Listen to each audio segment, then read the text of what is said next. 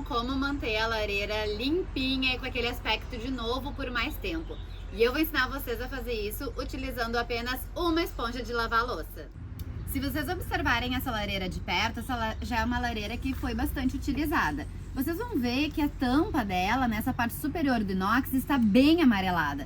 Isso é super normal de acontecer, porque quando a gente coloca fogo na lareira e o inox acaba esquentando, ele também acaba queimando as impurezas existentes no ar, assim como poeirinha, uma fuligem que fica presente, ou até mesmo álcool que às vezes vazou para a parte de fora. É super normal de acontecer, mas tem como a gente limpar.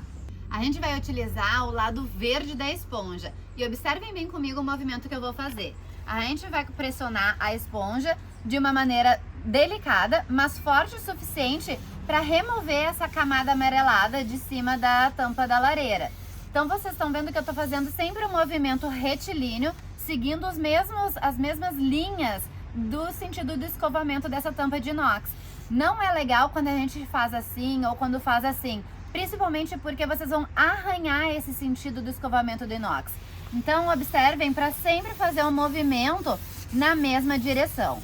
E basta que vocês esfreguem dessa maneira até que ela fique limpa. Eu vou mostrar aqui para vocês verem como é fácil e rápido da gente remover todo esse amarelamento presente na tampa da lareira.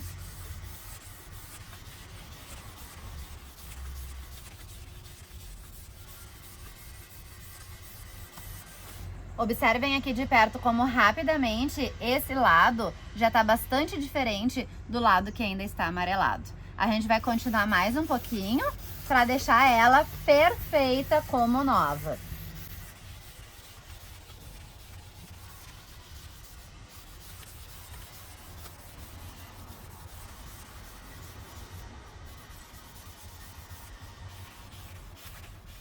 Prontinho, pessoal, um dos lados já está pronto. Agora a gente vai fazer no outro lado para ela ficar perfeita. Prontinho, pessoal, vocês podem perceber que em poucos minutos a lareira tá limpinha, novíssima e pronta para uso de novo.